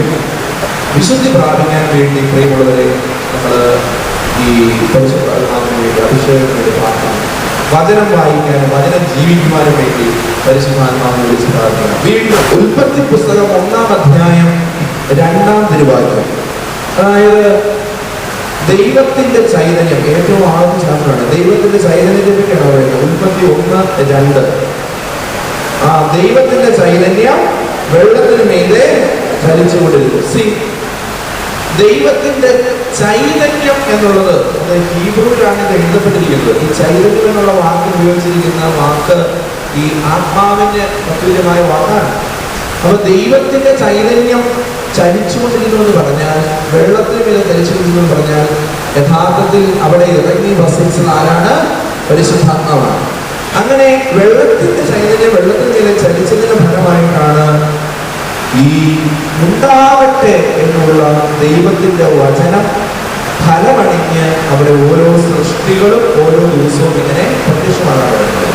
അതായത് സൃഷ്ടികർമ്മം പൂർത്തീകരിച്ചത്, ദൈവത്തിന്റെ വചനത്തിന് ഉത്തരം ലഭിച്ചത്, ദൈവത്തിന്റെ വചനത്തിന് പ്രതിഫലമായി അവിടെ ഓരോ പുതിയതായി ക്രമീകരിക്കപ്പെട്ടത് പരിശുദ്ധാത്മാവിന്റെ സാന്നിധ്യമുള്ളതാണ്. ഇത് നമ്മളോട് പറയുന്ന ഒരു സംഗതിയുണ്ട്. ജീവിതത്തിൽ ഫലദായകത്വം, ഫ്രൂട്ട്ഫുൾനെസ് നമുക്ക് ആവശ്യമുണ്ട്. നമ്മൾ നല്ലവണ്ണം മാർഗത്തിലൂടെ പാസ്സായെന്ന് വിചാരിച്ച് നമുക്ക് നല്ല ജോലി കിട്ടണമെന്നില്ല. നല്ല ജോലി കിട്ടിയെന്ന് വിചാരിച്ച് മനസമാധാനം കിട്ടുന്നില്ല. കല്യാണം കഴിച്ചു എന്ന് വിചാരിച്ച് പിള്ളേരുണ്ടാവണമെന്നില്ല. പിള്ളേരുണ്ടായി എന്ന് വിചാരിച്ച് പിള്ളേരെല്ലാവരും നന്നാവണമെന്നും ഇല്ല. വിവാഹം കഴിപ്പിച്ചു എന്ന് വിചാരിച്ച് നല്ല മരുമക്കളെ കിട്ടണമെന്ന് എന്ന് പറഞ്ഞാൽ എല്ലാം ചാൻസാണ്. മേ ഓർ മേ നോട്ട് എന്നുള്ള ചാൻസ് മാത്രമാണ്. അതുകൊണ്ട് ചില ചേട്ടന്മാർ പറയാറുണ്ട്, എൻ്റെ അച്ഛൻ മാസം 50,000 രൂപ ശമ്പളമൊക്കെ ഉണ്ടെന്ന് പറയും. പക്ഷെ 50,000 രൂപ കിട്ടിയാലും 75,000 രൂപ ചെലവാണ്. മിച്ചം പിടിക്കാനായിട്ട് നമുക്ക് ഒന്നുമില്ല. അതായത് നമ്മൾ ചെയ്യുന്ന പ്രവൃത്തികൾക്കൊന്നിനും ഒരു ഫലദായകത്വമില്ല. വർഷങ്ങളായി ഗവൺമെന്റ് ഉദ്യോഗസ്ഥനായി റിട്ടയർ ചെയ്തു, 2 പെൺപിള്ളേരെ കെട്ടിച്ചു വിട്ടു കഴിഞ്ഞപ്പോൾ പിന്നെ ഈ പൈസക്ക് പെൻഷൻ വരുന്ന നോക്കിയിരിക്കണം. അല്ലാതെ ഒരെണ്ണം പറഞ്ഞാൽ പോലും നമ്മുടെ കയ്യിൽ ഒന്നുമില്ല. അതിൻ്റെ ഇടയിൽ നമ്മൾ നിലച്ചിരിക്കാത്ത സമയത്ത് വല്ല അസുഖമോ വല്ലോ ക്യാൻസർ വന്നാൽ പിന്നെ തീർന്നു. ക്യാൻസർ രോഗം വന്നു കഴിഞ്ഞാൽ പിന്നെ നമ്മൾ എത്ര കാശുകാരാണെന്ന് പറഞ്ഞാലും ചികിത്സിക്കാൻ പോയാൽ ഏകദേശം ഒരു വഴിക്കാവും. അതുകൊണ്ട് ഞാനിങ്ങനെ എപ്പോഴും പറയാറുണ്ട്, ക്യാൻസർ പോലുള്ള രോഗം വന്നു കഴിഞ്ഞാൽ ചികിത്സയേക്കാൾ ഉപരി പ്രാർത്ഥിക്കുക, ജീവിക്കുന്നിടത്തോളം കാലം ജീവിക്കുക, സമാധാനത്തോടെ മരിക്കുക. ഈ ക്യാൻസർ വന്നു കഴിഞ്ഞാൽ ഇപ്പം ഉദാഹരണത്തിന് ശ്വാസകോശ ക്യാൻസർ ഉടനെ കൊണ്ടേ ഹോസ്പിറ്റലിൽ ഇട്ടു. അവർ അവിടെ കുത്തിക്കയറ്റി ഇവിടെ കുത്തിക്കയറ്റി അത് മരിച്ച് പോയതിനേക്കാളും അവസരമായി നമ്മൾ തിരിച്ചു വരും. പിന്നെ കീമോതെറാപ്പി, റേഡിയേഷൻ ആളും ടെസ്റ്റാവും. അവർ ചികിത്സിച്ച 6 മാസം നമ്മളെ കൊല്ലുമല്ല മരിക്കും. ചികിത്സിക്കാൻ പോകാതിരുന്നാൽ ചിലപ്പോൾ ഒരു കൊല്ലം നമ്മൾ ജീവിച്ചു വരും. അതുകൊണ്ട് നിങ്ങൾ കാശുള്ളവരാണെങ്കിലും കാശില്ലാത്തവരാണെങ്കിലും ക്യാൻസർ ഒക്കെ വന്നു കഴിഞ്ഞാൽ ഈശോയ്ക്ക് നന്ദി പറയണം. ഈശോയെ, നീ എന്നെ നിന്റെ അടുക്കിലേക്ക് വിളിച്ചു ചേർക്കുവാൻ ഒരുക്കുന്നതിനാൽ നിനക്ക് സ്തോത്രം. നീ എനിക്ക് നൽകിയ സഹനത്തെയോട് നിനക്ക് സ്തോത്രം. ഇത്രയും നാൾ നീ എനിക്ക് നൽകിയ എല്ലാ ചെറുതും വലുതുമായ അനുഗ്രഹങ്ങളെ പറ്റി സ്തോത്രം. ഇത്രയും നാൾ നീ എനിക്ക് നൽകിയ ആരോഗ്യത്തിന് സ്തോത്രം. എൻ്റെ ഈ രോഗാവസ്ഥയിലും നിന്നെ മഹത്വപ്പെടുത്തുവാനും നീ വിളിക്കുന്ന നിമിഷം നിന്റെ സന്നദ്ധയിൽ അണയുവാനും എന്നെ സഹായിക്കണമേ. അങ്ങനെ രോഗാവസ്ഥയിൽ പ്രാർത്ഥിക്കണം. അല്ലാണ്ട് ഞാനൊക്കെ ഒരു മതേരി, ഞാനെന്തോ ഒരു കൂട്ടായ്മ പ്രാർത്ഥനയ്ക്ക് കൂടി മലയാളീസ് വരെ കയറി എന്നിട്ട് എനിക്ക് ദുരിതം വന്നല്ലോ, ഇങ്ങനെ നമ്മൾ വഴിയാറാൻ പാടില്ല. അതിനുശേഷം പ്രാർത്ഥിക്കുക. പിന്നെ വീട്ടുകാർക്ക് നിർബന്ധമാണെങ്കിൽ അല്ലെങ്കിൽ ആർക്കും ക്യാൻസർ വരാതിരിക്കട്ടെ. ഇനി ഞാൻ നിങ്ങളോട് അങ്ങനെ പറഞ്ഞൊന്നും വിചാരിച്ചേക്കരുത്. ആർക്കും വരാതിരിക്കട്ടെ. എൻ്റെ കാര്യം ഞാൻ പറഞ്ഞത്, എനിക്ക് വന്നാൽ അവസാനം നമ്മൾ ഈ വേദന നമുക്ക് ഒഴിവാക്കാൻ വേണ്ടി പാലിയേറ്റീവ് കെയറിന്റെ സഹായം തേടുക. ഇതിപ്പോ നിങ്ങൾ വിചാരിക്കുക ഇതൊരു അപരിഷ്കൃതമായ സംസാരമാണല്ലേ അച്ഛൻ പറയുന്നത്. എങ്ങനെയാണോ? നമ്മളൊക്കെ കൾച്ചേർഡ് അല്ലേ, നമ്മളൊക്കെ മോഡേൺ അല്ലേ, നമ്മളൊക്കെ ഫെസിലിറ്റീസ് ഇല്ലേ, സമ്പത്തില്ലേ, ചികിത്സിച്ചുകൂടെ എന്ന് വിചാരിക്കും. പക്ഷെ നമ്മളെക്കാളും കാശുള്ളവരാണ് വിദേശികൾ. യൂറോപ്പിലും അമേരിക്കയിലുള്ള തായ്മമാരും മാതാമമാരും ക്യാൻസർ വന്നിട്ടുണ്ടെങ്കിൽ അവരൊക്കെയുള്ള ട്രിപ്പ് പോകും. വലിയൊക്കെ 1 വർഷത്തെ ട്രിപ്പ് അതിലേക്ക് പോകും, അടിച്ചു പൊളിച്ച് ജീവിക്കും. ഒരു ദിവസം അവര് മരിക്കും. അവരാരും 10 പൈസ കൊണ്ട് കൊടുക്കില്ല. പെയിൻ കൂടിക്കഴിഞ്ഞാൽ ഞാൻ ഈ പറഞ്ഞ പാലിയേറ്റീവ് എന്നുള്ള മരുന്ന് കഴിച്ച്, കാരണം നമ്മൾ ഒരിക്കൽ ജനിച്ചാൽ ഒരിക്കൽ മരിക്കും. ഇതുപോലുള്ള മാരക രോഗങ്ങൾക്ക് പിന്നാലെ പോയി കഴിഞ്ഞാൽ നമുക്ക് ദൈവം നൽകിയ മനോഹരമായ ജീവിതത്തെ പോലും നമ്മൾ പൂർവ്വം ഇല്ലായ്മപ്പെടുത്തുന്ന സാധ്യത. അപ്പൊ ഞാൻ പറയണത്, ഈ ഇങ്ങനെ നിലച്ചിരിക്കാത്ത സമയത്ത് ഒരു രോഗം വരെ പിടിപെട്ട് കഴിഞ്ഞാൽ നമ്മുടെ വരുമാനം എത്ര ഉന്നതമാണെന്ന് അത് കിതയ്ക്കുന്നുണ്ട്. അതുകൊണ്ട് കിട്ടുന്ന ഒന്നും മിച്ചം പിടിക്കാൻ നമുക്ക് കാണില്ല. സീ മൈ ഡിയർ ഫ്രണ്ട്സ്, അതുകൊണ്ട് നമ്മൾ നിരന്തരം പരിശുദ്ധാത്മാവോട് പ്രാർത്ഥിക്കണം. കർത്താവേ, ഞങ്ങളുടെ സമ്പത്തിനെ അങ്ങ് വർദ്ധിപ്പിക്കണമേ, ഞങ്ങളുടെ ജീവിത വിശുദ്ധിയെ അങ്ങ് വർദ്ധിപ്പിക്കണമേ, ഞങ്ങളുടെ ജ്ഞാനത്തെ അങ്ങ് വർദ്ധിപ്പിക്കണമേ, ഞങ്ങളുടെ ആരോഗ്യത്തെ അങ്ങ് വർദ്ധിപ്പിക്കണമേ. എല്ലാം വർദ്ധിപ്പിച്ച് ലഭിക്കുവാൻ, നിലനിൽപ്പിന്റെ വരം ലഭിക്കുവാൻ പരിശുദ്ധാത്മാവിന്റെ ശക്തി നമുക്ക് ആവശ്യമാണ്. നമ്മളെല്ലാം ഉണ്ട്. ഐ ആം സാച്ചുറേറ്റഡ്, ഞാൻ എല്ലാം തികഞ്ഞവനാണെന്നുള്ളൊരു ചിന്ത ഉണ്ടെങ്കിലും അതെപ്പോ വേണമെങ്കിലും താഴ്ന്നു പോകാം. അതുകൊണ്ട് നിരന്തരം അഭിഷേകത്തിലൂടെ നമ്മുടെ ശാരീരികവും മാനസികവും ആത്മീയവുമായ ആവശ്യങ്ങൾക്ക് വേണ്ടി ഇങ്ങനെ പൂർണ്ണതയുടെ ആത്മാവിനെ, സകലതിനെയും പൂർത്തിയാക്കി തികയ്ക്കുന്ന ആത്മാവിന് വേണ്ടി ഗാഹിച്ചുകൊണ്ടിരിക്കും. അപ്പൊ അതുകൊണ്ട് നമ്മളുടെ കുർബാനയൊക്കെയും ഈ പരിശുദ്ധാത്മാവ് എല്ലാത്തിനെയും പൂർത്തീകരിക്കുന്നു എന്ന് പറയുന്നതുമായി ബന്ധപ്പെട്ട് പറയുന്നതാണ്. പല വിഷയങ്ങൾ വരുന്നുണ്ട്, എന്നാലും ഞാൻ പറയുക. അപ്പൊ കുർബാനയിൽ എവിടെയാണ് ഈശോയുടെ ശരീരവും രക്തവുമായി അപ്പവും വീഞ്ഞും മാറുന്നത് എന്ന് ചോദിച്ചാൽ സഭാപിതാക്കന്മാർ അതിന് കൃത്യമായ ഒരു ഉത്തരം തരുന്നില്ല. മറിച്ച് കുർബാനയിൽ ആദ്യ അവസാനം എവിടെ വേണമെങ്കിലും അത് സംഭവിക്കാം, ഒരു പർട്ടിക്കുലർ പോയിന്റിലാണെന്ന് പറയാൻ സാധിക്കുകയില്ല. എന്നാൽ സഭാപിതാക്കന്മാർ പഠിപ്പിക്കുന്ന ഒരു സത്യപ്രകാരമാണ്, കുർബാനയുടെ വേറെ ഒരു ഭാഗത്തും ഈ അപ്പവും വീഞ്ഞും ഈശോയുടെ ശരീരവും രക്തവുമായി മാറുന്നില്ലെങ്കിൽ പോലും അവസാനം അച്ഛൻ കർത്താവേ നിന്റെ പരിശുദ്ധാത്മാവ് ഇറങ്ങി വന്ന് ഇതിനെ ആശീർവദിച്ച് ആ പ്രാർത്ഥന ചൊല്ലുന്ന സമയത്തോടു കൂടെ അത് കണിശമായും മാറിയിരിക്കും. കാരണം എന്താണ്? പരിശുദ്ധാത്മാവ് എല്ലാത്തിനെയും പൂർത്തീകരിക്കുന്നവനാണ്. He is the perfecter. എല്ലാത്തിനെയും പൂർണ്ണമാക്കി തികയ്ക്കുന്നവനാണ് പരിശുദ്ധാത്മാവ്. അതുകൊണ്ട് കുർബാനയിൽ പരിശുദ്ധാത്മ അഭിഷേകത്തിനാണ് സമയത്ത് നിങ്ങൾ ഭക്തിപൂർവ്വം പ്രാർത്ഥിക്കണം. പലരും ആ സമയമാകുമ്പോൾ ഉറക്കം വേണ്ടി ഇരിക്കാറുണ്ട്. ഞങ്ങളല്ല, ചില ആളുകളൊക്കെ ആ സമയത്ത് ചുമ്മാ അലക്ഷ്യമായി ഇരിക്കും. കൂടാസാധനത്തിന്റെ ഭാഗത്ത് മാത്രം എല്ലാവരും കൈ കൂപ്പിടിക്കും, മുട്ടുകൊത്തും, ഭയങ്കര ഭക്തിയായിരിക്കും. അത് കഴിഞ്ഞാൽ പിന്നെ എല്ലാവരും റിലാക്സേഷൻ മൂഡിലേക്ക് വരും. പരിശുദ്ധാത്മാവ് വന്നത് പലരും അറിയാൻ പോലുമില്ല. അതുകൊണ്ട് ഇനി മുതൽ നിങ്ങൾ വളരെ ഭക്തിയോടെ ആ സമയത്ത് കർത്താവെ ഞങ്ങളുടെ ശാരീരികവും മാനസികവും ആത്മീയവുമായ മേഖലകളിലെ കുറവുകളെ നികത്തി ഞങ്ങളെ വിശുദ്ധീകരിച്ച് പൂർത്തീകരിച്ച് ഞങ്ങളെ സ്വർഗരാജ്യത്തിന് അവകാശങ്ങളാക്കണമെന്ന് എന്നും പ്രാർത്ഥിച്ചോളാം. അപ്പോൾ അത് ഓർത്തിരിക്കുക, നമ്മുടെ ജീവിതത്തിൽ ദൈവവചനം, നമ്മൾ കേൾക്കുന്ന വചനം, പ്രാർത്ഥിക്കുന്ന വചനം, എഴുതുന്ന വചനം ഒക്കെ പൂർത്തീകരിക്കപ്പെടാൻ പരിശുദ്ധാത്മാവിന് വേണ്ടി പ്രാർത്ഥിക്കണം. ഇനി അവസാനമായിട്ട് സമയത്തിന് 5 മിനിറ്റ് വരെ ഉണ്ട്. ഇവിടെ 12 പറഞ്ഞ 5 മിനിറ്റ് വരെ ഉണ്ട്. ഒരു കൂട്ടം കൂടെ പറയാം. പുറപ്പാട് പുസ്തകം 14 അധ്യായം 21. പുറപ്പാട് 14:21. ആ സംഭവം ഇതാണ്. മോശ ഇസ്രായേൽ ജനത്തെ ഫറവോയുടെ അടിമത്തത്തിൽ നിന്നും ഈജിപ്തിൽ നിന്നും ഇവരെ വിടുവിച്ച് രാജ്യരമായനെ കടത്തിക്കൊണ്ട് പോവാം. Hallelujah, hallelujah. അതെല്ലാം വചനത്തിലൂടെ പറഞ്ഞു വെച്ചിരിക്കുന്നതെന്ന് മനസ്സിലായോ? മോശ കടലിന് നേരെ കൈ നീട്ടി. കർത്താവ് രാത്രി മുഴുവൻ ശക്തമായ കിഴക്കൻ കാറ്റടിച്ചു. കിഴക്കൻ കാറ്റ് എന്ന് പറഞ്ഞാൽ അതിനെ സുറിയാനിയിൽ പറയുന്നത് റുഹാബ് മദൻഹായ, കിഴക്കൻ കാറ്റ്. കാറ്റ് എന്നുള്ള വാക്കിനും ആത്മാവ് എന്നുള്ള വാക്കിനും അറമായ, സുറിയാനി, ഹെബ്രായ ഭാഷകളിൽ റൂഹ എന്ന് പറയുന്നതാണ്. കിഴക്ക് നിന്നുള്ള കാറ്റ്. മൈ ഡിയർ ഫ്രണ്ട്സ്, എന്താണ് കിഴക്കിന്റെ പ്രത്യേകത? കിഴക്ക് എന്ന് പറഞ്ഞാൽ എന്തിന്റെ സൂചനയാണ്? ദേവാലയം. സൂര്യൻ കിഴക്ക് ഉദിക്കുന്നു. സൂര്യൻ എവിടെ ഉദിക്കുന്നു അത് കിഴക്ക്. പക്ഷെ സോറി, പറുദീസ ഏടൻ സ്ഥാപിക്കപ്പെട്ടിരിക്കുന്ന എവിടെയാണ്? കിഴക്കാണ്.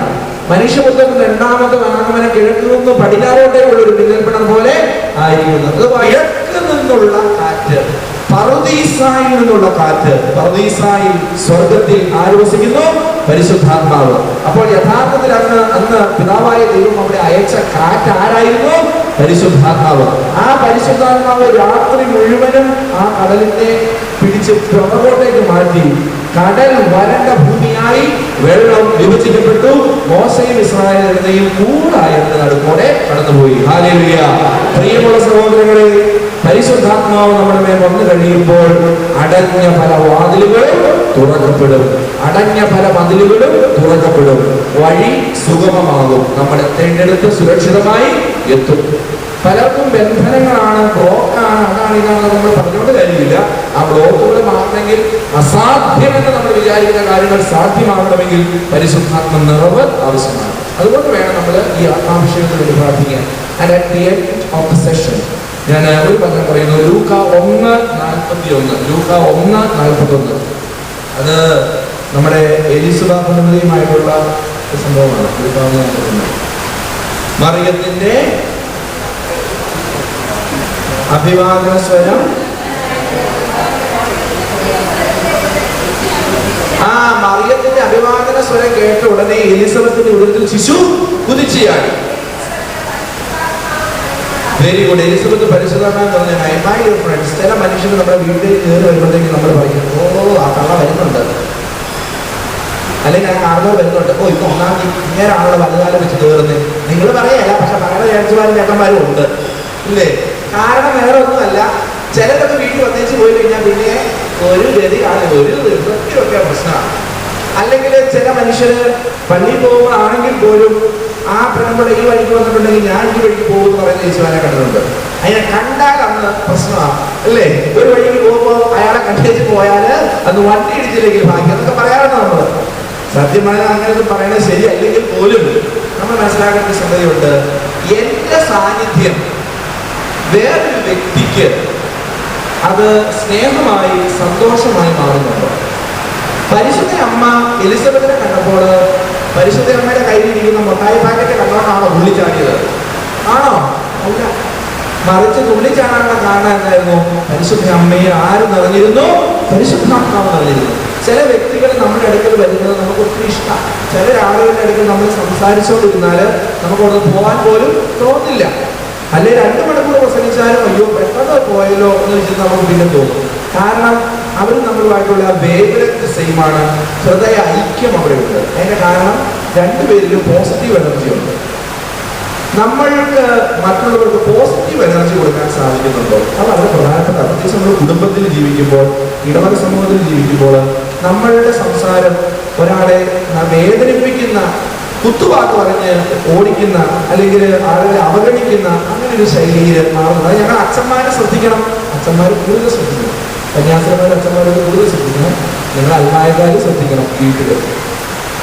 അപ്പോൾ അങ്ങനെ എന്തെങ്കിലും പ്രശ്നങ്ങൾ ഉണ്ടെങ്കിൽ അത് മാറാൻ പരിശുദ്ധാത്മാവ് വേണം. അപ്പൊ പരിശുദ്ധാത്മാവ് ഉണ്ടെങ്കിൽ മറ്റൊരു വ്യക്തിക്ക് നമുക്ക് സമാശ്വാസമാകാൻ സാധിക്കും, സന്തോഷം നൽകാൻ സാധിക്കും, സമാധാനം കൊടുക്കാൻ സാധിക്കും, കുറവ് പരിഹരിക്കാൻ സാധിക്കും.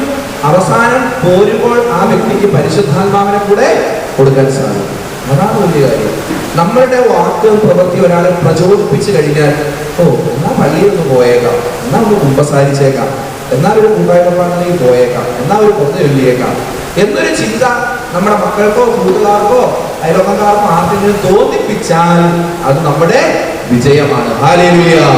അപ്പൊ പ്രിയമുള്ള സഹോദരങ്ങളെ, ഈ കൃപകളും വരങ്ങളും ദാനങ്ങളും എല്ലാം ഞങ്ങളുടെ ജീവിതത്തിൽ ഉണ്ടാകാൻ വേണ്ടി, പാപാന്തകാലത്തിൽ നമ്മൾ അടന്ന് ജീവിക്കാൻ വേണ്ടി, ആത്മീയ മേഖലയിൽ നമുക്ക് സംഭവിച്ചിരിക്കുന്ന തെറ്റിദ്ധാരണകൾ, അഹങ്കാര ചിന്തകൾ, ദുരാസക്തികൾ ഇതിൽ നിന്ന് വിമുക്തരാകാൻ വേണ്ടി, നമ്മിൽ കടന്നുകൂടിയിരിക്കുന്ന മടി ഒഴിവാക്കപ്പെടുവാൻ വേണ്ടി, മറ്റുള്ളവരെന്ത് പറയും, എന്ത് ചെയ്യും, എങ്ങനെ വിചാരിക്കും, എങ്ങനെ പെരുമാറുമെന്ന് ഓർത്തുകൊണ്ട് ദൈവസ്നേഹത്തിൽ നിന്നും അകന്നു പോകാതിരിക്കാനുള്ള കൃപയ്ക്ക് വേണ്ടി, ഇതിനെല്ലാം വേണ്ടി യാചിച്ചുകൊണ്ട് നമ്മുടെ മേൽ കൃപയ്ക്ക് മേൽ കൃപയായി പരിശുദ്ധാത്മാവിനെ അഭിഷേകം ചെയ്യണമെന്ന് ആഗ്രഹിച്ച് സ്തുതിച്ച് പ്രാർത്ഥിക്കാം. ഹല്ലേലൂയ.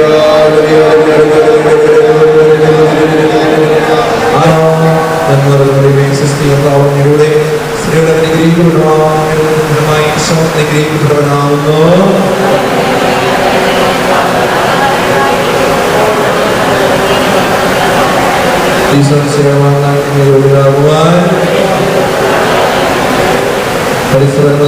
ഈശോയ്ക്ക്